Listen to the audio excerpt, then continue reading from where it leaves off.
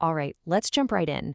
We're going to be talking about Crescendo, which is this seriously cool tool that lets you stop just using audio plugins and actually start building your very own, completely from scratch. So what is it exactly? Well, Crescendo is not your average synth or effect plugin with a bunch of pre-made knobs. Nope. Think of it more like a blank canvas. It's a VST plugin, sure, the kind you'd load up in your DAW, but the thing that makes it so different is that it's powered by its own custom programming language. This gives you, the creator, total control over absolutely everything, from sound generation to audio effects, you name it. And that really gets to the heart of it. Just imagine for a second, what if you could dream up a totally unique instrument or a custom-built audio effect? Not by wrestling with some complicated user interface, but just by writing a few lines of code in a simple text file? Well, that is the promise of Crescendo, and today we're going to see exactly how it makes that a reality. Okay, so first things first, we've got to understand the basic structure. And here's the great part. Every single instrument you build in Crescendo, no matter how complex, is based on the same simple three-part blueprint. The best way to think about it is like a recipe. The common section, that's your prep station, your mise en place. It's where you get all your global settings and variables ready. Then you have the layer sections. These are the actual dishes you're cooking up. Each one is its own independent sound source. And finally, you have the post section. That's the final plating, where you add your master effects and give the whole thing that final polish. And this right here really shows you the clear division of labor.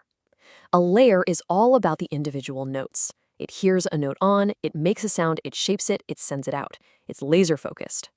The post section, on the other hand, couldn't care less about individual notes. It just gets the combined audio from all the layers at once and applies those big global effects. It's kind of like the difference between a single violinist playing a line and the final reverb you put on the entire orchestra mix. Okay, so we've got our sections, but how do we actually tell them what to do? Well, that's where Crescendo's own little programming language comes into play. And trust me, it's way simpler than it sounds. It's really built on just a few core ideas.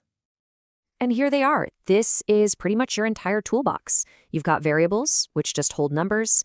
You've got keywords, which are these special reserved words that give you instant access to stuff like MIDI velocity, that's on vel, or the final audio signal, out.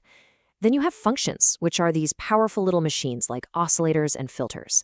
And maybe the most important piece of the puzzle, assignments.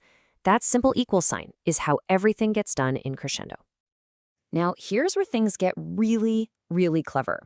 When you define a variable up in that common section, you're not just setting a single static number for the whole plugin. No, you're defining a global formula. So for instance, you could write a formula that says the filter cutoff should be based on the note velocity. Then, when you play a soft note, each layer does the math and gets a low cutoff. But when you hit a key hard, it recalculates and gets a high cutoff. It's this incredibly efficient way to build dynamic, expressive instruments. And I just love this. It shows how elegant the design is. Instead of giving you one function for making sound and a totally separate one for making LFOs to modulate things, Crescendo just has one, AusAG. You want to make an audible sawtooth wave? AusAG does that. You want a really slow sine wave for some nice vibrato? AusAG does that too. The only thing that changes is the frequency you tell it to run at. It's brilliant. All right, enough theory. Let's dig into the layer section and see how all this stuff actually comes together to make some noise. This is where the code becomes audio. So you can think of every layer as its own complete synthesizer voice. A MIDI note comes in and bam, the layer wakes up. It uses an oscillator to generate the raw tone, an envelope to shape the volume over time, the attack, decay, sustain, release, and then maybe a filter to carve out the frequencies. Once it's done, it sends that finished sound out to be mixed with the other layers.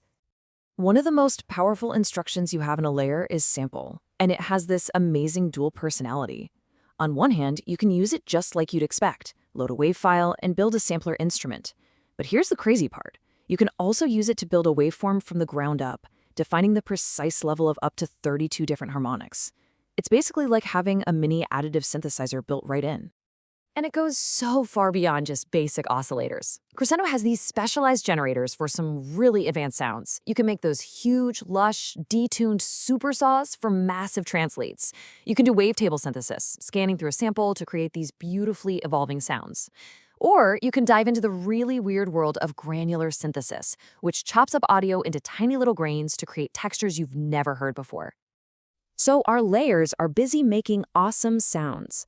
Now let's see how the other two sections, Common and Post, wrangle everything together and add that final coat of paint. The Common section is basically mission control for your entire instrument. This is where you decide how many knobs you want the user to see, where you load up all your samples into memory, and where you can filter MIDI so your instrument only listens to a specific channel. It's also where you can set up really powerful performance features like key switches to jump between different sounds on the fly. And after all the layers have done their thing and their audio gets all mixed together, that final signal lands in the Post section. This is your master bus.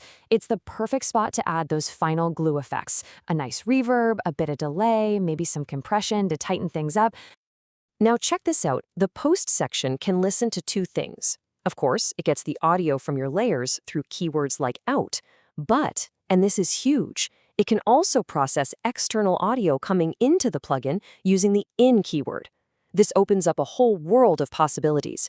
You could build your own custom sidechain compressor from scratch by feeding it a kick drum, or even build a complete vocoder by feeding it your own voice, all in one text file.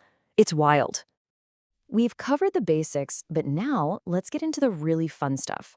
We're going to look at a few of the more advanced tricks that take Crescendo from being a cool concept to being an absolute monster of a sound design tool. Okay, prepare to have your mind blown a little bit. Crescendo isn't just for making sound. It can also be a full-on MIDI generator. You can literally program your own custom arpeggiators and even incredibly complex sequencers right inside your instrument. And I'm not talking about some dinky 16-step sequencer. The built-in sequencer has what it calls a tape with, get this, 65,535 slots for storing MIDI data. To put that into perspective, that is enough room for over 4,000 measures of continuous 16th notes. You can create these massive, evolving, generative musical pieces. Here are a few other quick power-ups for you. You can use if statements to create conditional logic, like if the velocity is over 21, then play a different sample. We already mentioned key switch for articulations. There's even a command to automatically import entire sound font libraries. And the choke command is a lifesaver for programming realistic drums, to make a closed hi-hat cut off the open hi-hat. And for all you keyboard players out there, you are going to love this. Crescendo absolutely nails polyphonic portamento, which is something a lot of synths get wrong. This means you can hold down a chord, and then while you're still holding it, play a new melody note on top, and only that new note will glide smoothly between pitches. It's a must-have for expressive, fluid playing. So there you have it, from the simplest sine wave all the way up to complex granular engines. From a basic delay effect to a full-blown internal sequencer, the entire toolkit is massive, and it's all right there waiting for you in a single text file. All the building blocks are here. The only real question left is, what are you going to create with them?